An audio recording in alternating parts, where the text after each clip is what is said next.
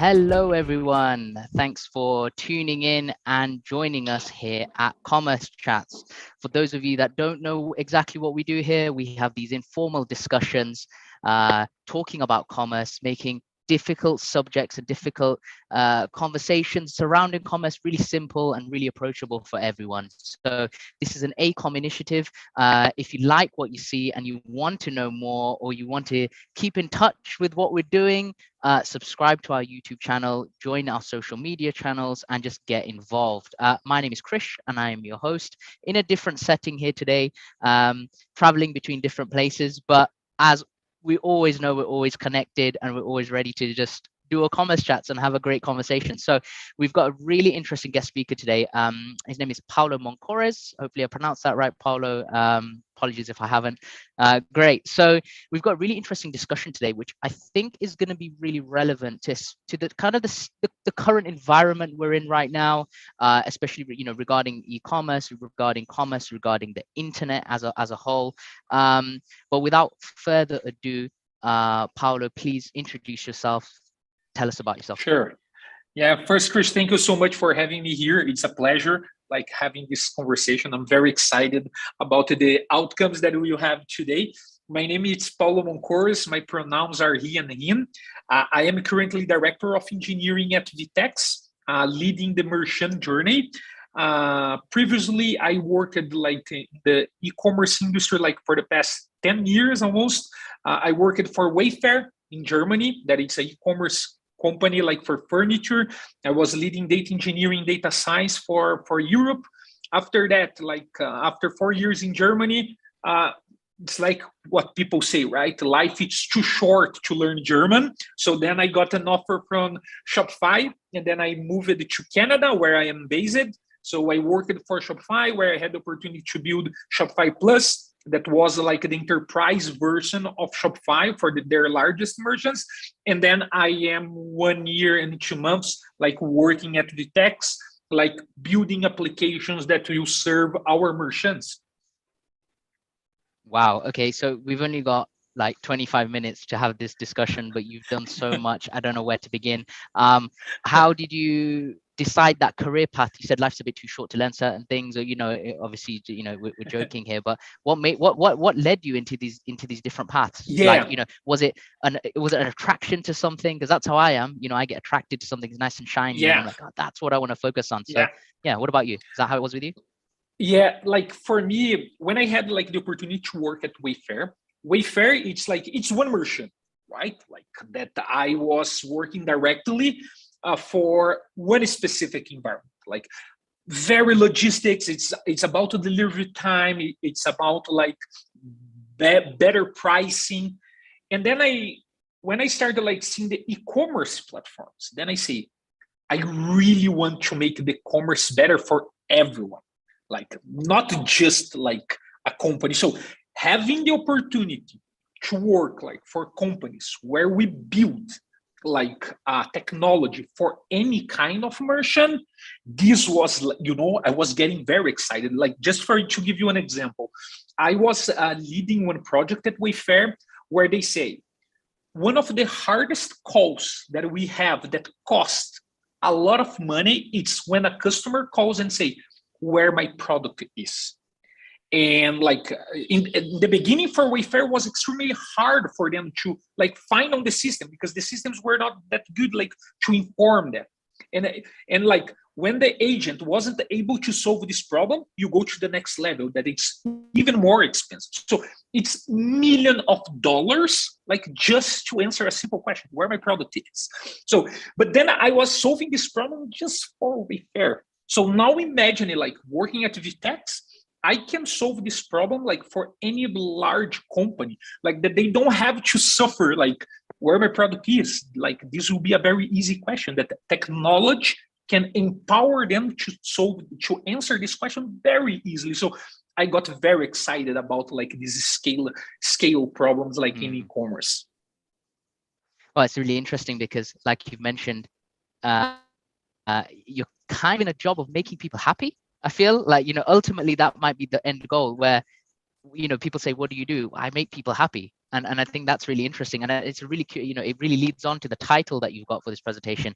And let's jump straight into it. And I don't want to give too many spoilers, but I think it ties really nicely into the title of your presentation. I loved it when I read it, so I'm biased, right? But. Yeah. Yeah, definitely. Like I think we had like waves, right? When we talk about commerce, making the commerce better for everyone, like you have the first wave that was people understanding like how to exchange things, right? And then like the second wave of commerce was the e-commerce, that it's like, how can we make sure that we have like a digital experience for people, right? And today I will talk to you the third wave that we believe that it's occurring right now. So we'll be talking like how technology builds better e-commerce experience, right? Let me share my screen here just for us to organize our thoughts. Looks like I don't have permission. Oh, we can fix that for you. Let's see if our backstage crew can fix that for you in the meantime. But yeah, really interesting. I think somewhere like Shopify would be, I don't know. I'm fascinated with them at the moment because I love their story. I love what they're doing. I love the challenges that they're facing and tackling. So we could talk all day about these sort of things. Maybe maybe another commerce chats, but in this time, let's jump into it. Cool. I would love to start like when we said like the second wave of commerce, it was the e-commerce, right? Like, and I think that was increasingly in a very good pace where like consumers are demanding more digital access than even ever before, right? Like it was growing, but the COVID-19 crisis like put the merchants to like, you need to go digital or you go out of business. You have no option for that. And then there is like the quote, right? You should be where your customers are. So I think like COVID, it was hard for us as people, right? As humanity, but this accelerated a lot of stuff because it was an opportunity for changing the behavior, accelerate the behavior that was already happening. But like in the last 2 years, if you get some data, it was an insane increase, right? The companies were not ready like to fulfill those expectations. So they had to do, right? And then when people ask me like, okay, but what technology helps like people are having a better e-commerce experience, right? And like in those years working like with e-commerce, consumers really want to feel unique. Like, and this is like when they are in our website, they really want to see like, oh my God, they know what I want. I feel that this brand really knows what I want. So the brand, like, and it's different when you buy at Amazon.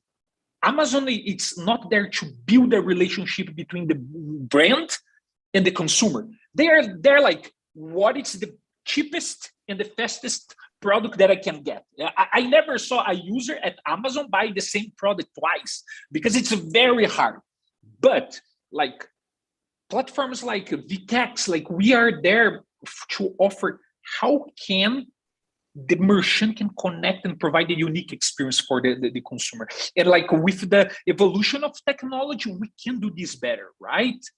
Yeah, I just an anecdote, I guess, and it's I find this really interesting, and I've had a recent experience where I've felt like the shop actually knew who I was, and they gave me something so unique, and it was actually a dog toy. It was dog related, pet related.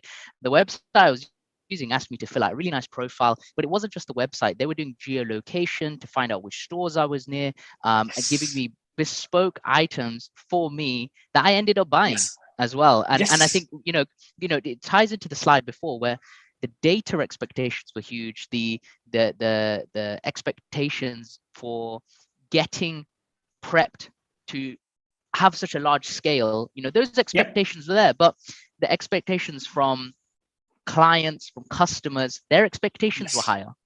And I think that was, in the curve of that pandemic and that we're still facing, of course, my expectations are higher.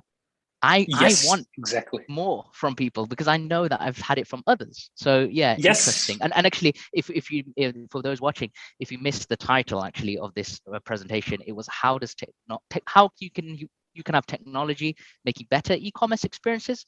What was the title? How technology builds better e-commerce experiences. Sorry, we're chatting and just going straight into it. But yeah, sorry. Go ahead, Paulo. The second thing, like that, it's also important to look the perspective. It's like sellers now, the merchants with those platforms and this kind of technology, they can focus more in their business because like they don't have to micromanage. It's not manual every aspect of their e-commerce. So imagine when you are buying online, you are looking for two things: pricing and delivery time. And it's not in that order anymore. Like you are willing to pay more to have your product sooner. What is crazy, because when you are like in the physical experience, it's about pricing. And the online experience, it's not anymore.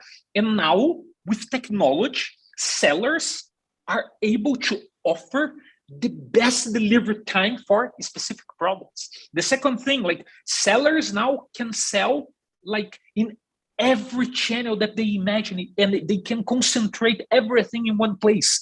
So I can sell at Amazon, I can sell in my website, I can sell on another marketplace. Like the omni-channel experience like makes easier for the seller to be focused in their brand. How they can connect? Because it's everything connected. It's in one single place. Even if you have other systems to connect, now it's much easier for you to scale your operation, right? But Paulo, just jumping in here because my mind's racing actually. Talking about different things here.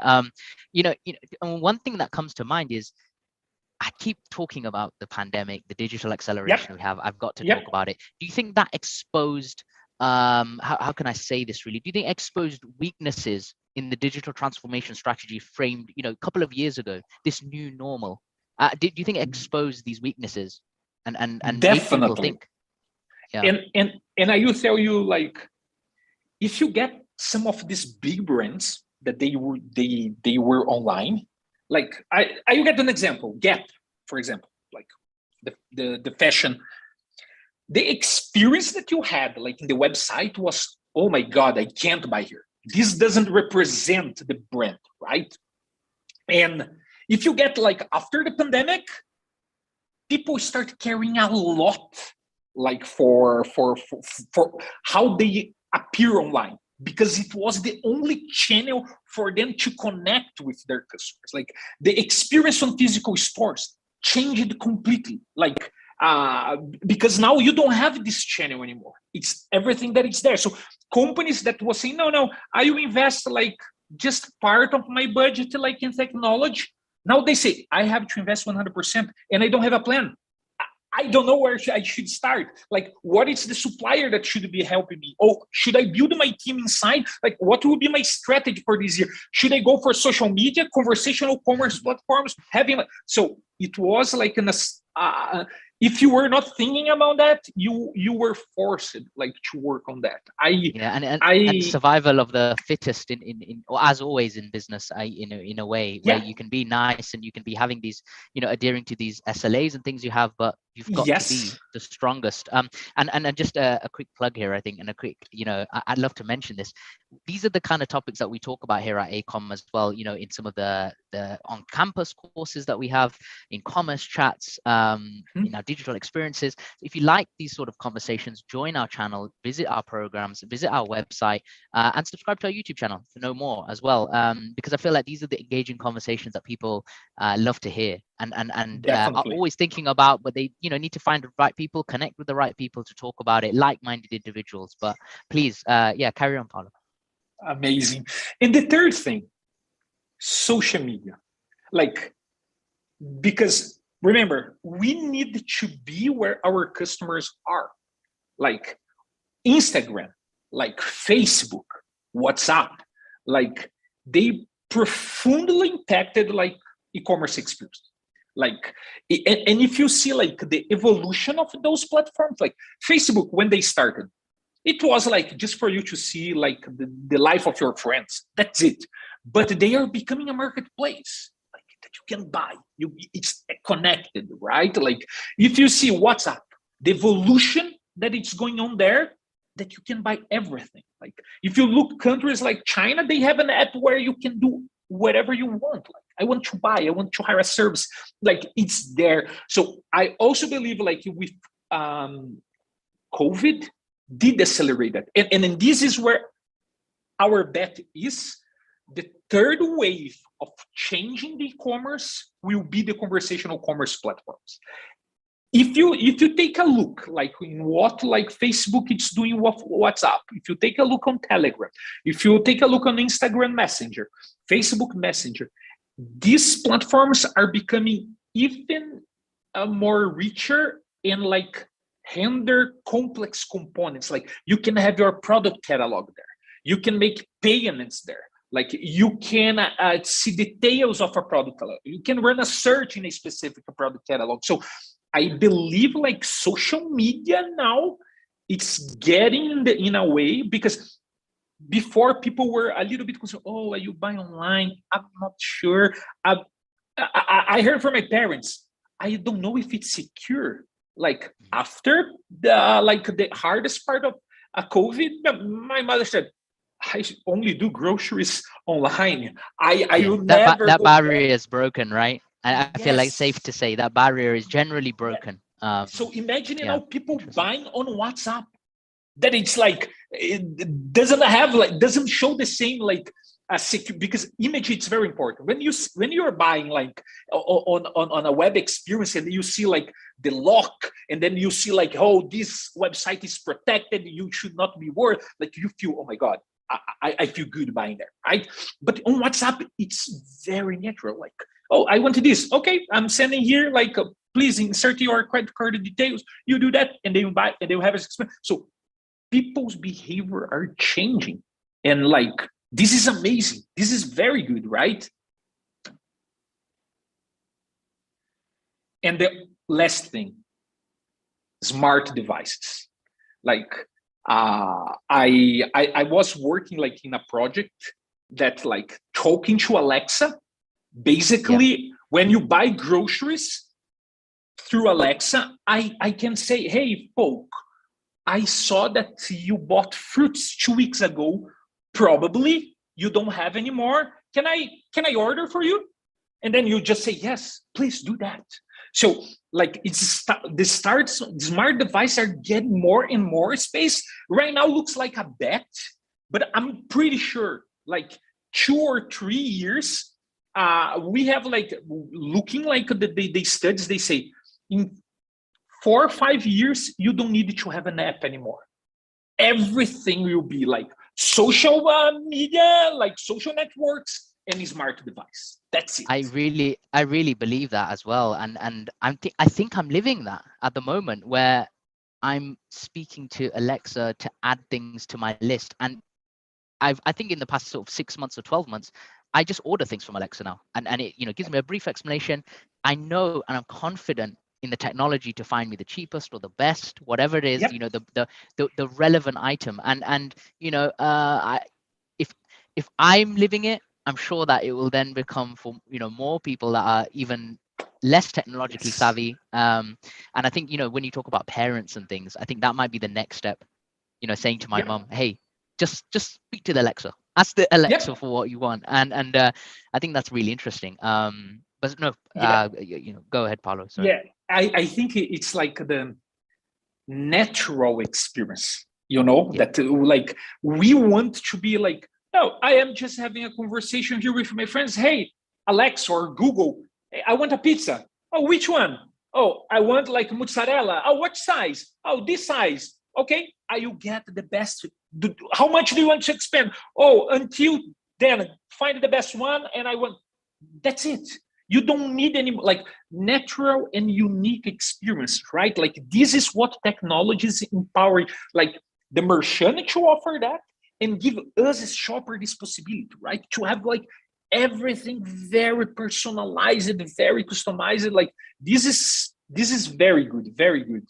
And then like why I think this is being possible, right? Like because right now our as a platform, as working at VTEX, like we need to be thinking customer facing capabilities. Like the websites, they need to be easy to navigate, user from. There is no more space on tech like say, oh, it's users, yeah, users, they don't know how to do things. No, like we are obsessed by the shoppers, like what they do, how they see the world. I want to wear the same lens that they are using, right? Like this is extremely important.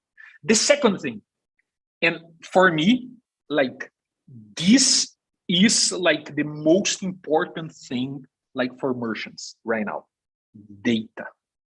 Because when you were like in a physical store and you have someone selling, you were like, as a human being, you cannot memorize like when the person is seeing your product, the reaction, if you like or not, if you spend time like it in the high volume, you can do that. But with data now, I can understand like everything that you do. I can see like what you like. I can make assumptions, and you can decline those assumptions, and then I learn, oh, I know that this person doesn't like this, so I can try the other. Like companies like Wayfair, like when you were rendering like the carousel, like to see if we already know you, we were building technology. Say this person will like this, and that. Like we were building something specific for you because we understand your behavior. We understand what you want. So companies that have technology but are not using, like they are not data informed to make their decisions, they're in trouble. And like offering the possibility to have data as your friend, it's something extremely powerful, right? Paulo, just a quick question. Yep. Again, if anyone has any questions, please put them in the the comments box. We'll try and address them in these next 6 minutes. But I've got a really interesting question from Anna, actually, who said, if sellers have more scalability and on the other hand, we need to be more customer centric, or the sellers need to be more customer centric, are there strategies to find the balance between scalability and personalization? Is there a sweet spot? How do you tackle that? Yeah, the first thing, usually companies, when they start going like with personalized experience, they think like it's one strategy that fits for all companies, right? They say, no, I see someone doing that, I will copy and paste and do for them. And this is the first mistake, right? Because you need to see what is unique in your service, and based on that, like start offering like what is the strategy that you want to have, right? So, and this topic, it's very connected like with this third one, artificial intelligence, like how organizations can use like artificial intelligence to offer personalized online. So there are like, if you take a reading, like there are around like 17, 20 strategies of artificial intelligence that you can apply like in your website. So when you see like top products there are sold, like, or when you buy this, you have this together, like this is always strategies like to like this is very it's not that much personalized, but it's the beginning, right, of personalization. So, and if you talk about artificial intelligence 10 years ago, it was something, oh my god, I need to hire like a scientist, I need to invest like infrastructure, this is so expensive. And right now, I'm not saying that it's easy, but we have so many platforms, so many infrastructure that it's easy to set up, that it's not something that it's not touchable, like feasible anymore, like for your business, right? And the last thing, do you feel that people, or should I say, let me be more specific here, do you feel like companies are going to struggle with that point? Like out of all these different strategies, I'm trying to think in my head, which are they going to struggle with? Is it the front end? Is it the back end? And I find like artificial intelligence is a bit of a scary topic. Maybe it's just scary to me, but it's a bit of a scary topic. And do you feel like companies struggle with that now? I believe, getting the grasp on it. Yep. I believe, especially because one, we need to find, and this is the talents in this area. It's a very competitive market, right? And the second thing, it's when you talk about artificial intelligence strategies, when you are small, it's very easy, like to deploy a model, like to make predictions and work. But imagine it when you are working at scale.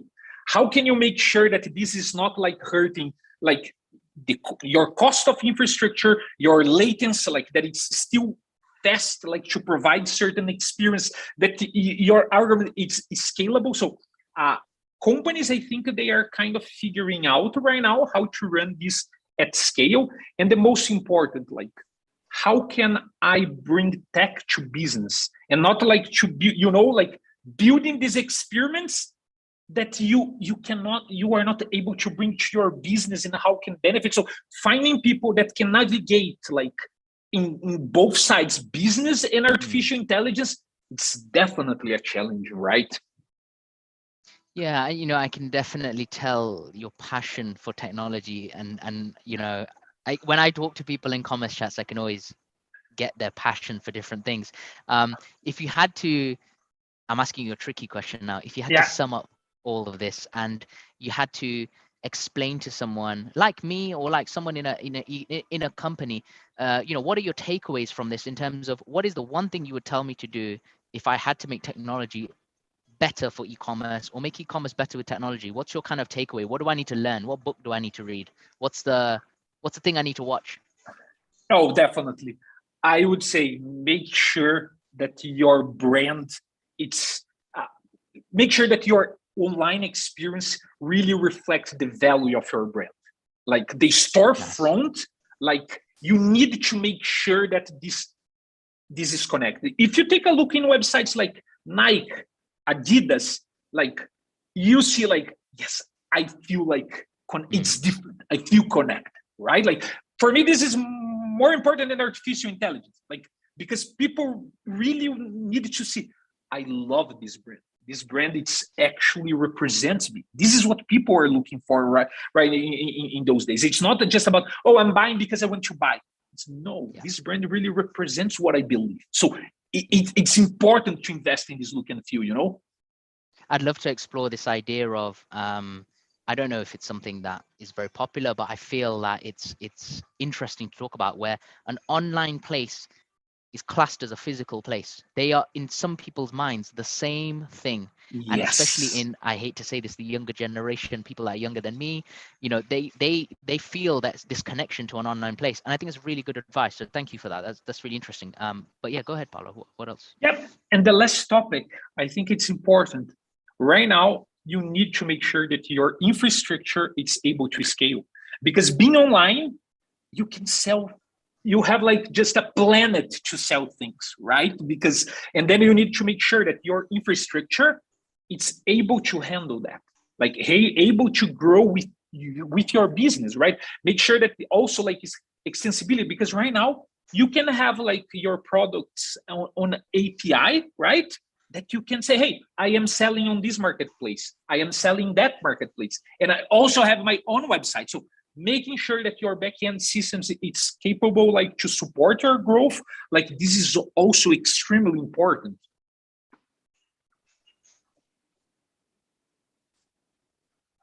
That's great. Thank you. Yeah, really interesting. And I can't believe we managed to be very good and keep it within half an hour. And I think we held ourselves back a little bit there, because there's some really interesting topics.